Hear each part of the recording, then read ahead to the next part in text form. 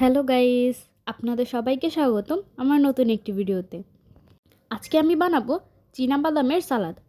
এই সালাদটা কিন্তু যে কোনো কিছুর সাথে অনেক ভালো মানায়। আপনারা চাইলে এটা এভাবেই বিকেলের নাস্তাতেও খেতে পারেন। খুবই হেলদি এবং টেস্টি এই সালাদটার রেসিপিটা চলুন দেখে আসা যাক।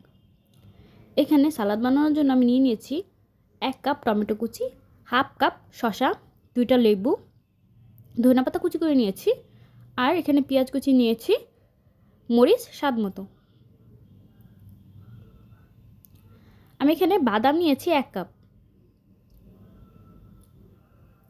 এই চীনা বাদামগুলোকে কিন্তু আমি ভালো করে ভেজে খোসা ছাড়িয়ে নিয়েছি। এখন একটা বড় বাটিতে কেটে রাখা পেঁয়াজ, মরিচ, শসা আর টমেটোগুলো দিয়ে দিব। ধনেপাতাগুলো এখানে দিয়ে দিচ্ছি। তারপরে আগের থেকে ভেজে খোসা ছাড়িয়ে রাখা বাদামগুলো দিয়ে দিব।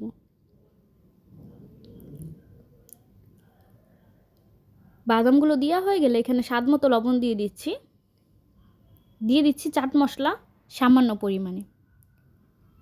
এরপর এখানে দিয়ে দিব সরিষার তেল পর্যাপ্ত পরিমাণ। সব কিছু দেওয়া হয়ে গেলে এখানে আমি 2 টুকরো লেবু দিয়ে দিব। এই লেবুর কারণে কিন্তু সালাদের টেস্টটা অনেক গুণে বেড়ে যায়, তাই চেষ্টা করবেন বেশি করে লেবু দেওয়ার। এখন এই সব কিছুকে ভালো করে মিশিয়ে নিব। হাতের সাহায্যে আমি সালাডটাকে ভালো করে মিশিয়ে নিয়েছি। দেখতেই পাচ্ছেন কত অল্প সময়ে আর কত সহজেই সালাডটা তৈরি করে নিলাম, একদম হাতের কাছে থাকা উপকরণ দিয়ে। বাসায় ট্রাই করলে অবশ্যই আমাকে জানাবেন কেমন হলো।